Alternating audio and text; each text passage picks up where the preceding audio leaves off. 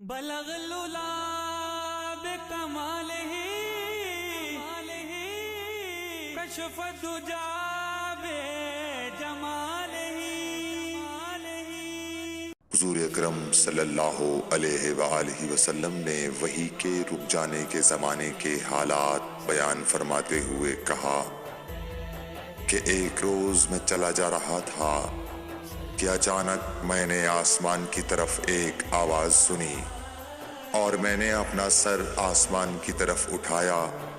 کیا دیکھتا ہوں کہ وہی فرشتہ جو میرے پاس غار حرا میں آیا تھا وہ آسمان و زمین کے بیچ میں ایک کرسی پر بیٹھا ہوا ہے۔ میں اس سے ڈر گیا اور گھر آنے پر میں نے پھر کمبل اوڑھنے کی خواہش ظاہر کی۔ اس وقت اللہ پاک کی طرف سے یہ آیات نازل ہوئیں، اے لحاف اوڑھ کر لیٹنے والے، اٹھ کھڑا ہو اور لوگوں کو عذاب الہی سے ڈرا اور اپنے رب کی بڑائی بیان کر اور اپنے کپڑوں کو پاک صاف رکھ اور گندگی سے دور رہ۔ اس کے بعد وہی تیزی کے ساتھ پے در پے آنے لگی۔ صحیح بخاری حدیث نمبر 4۔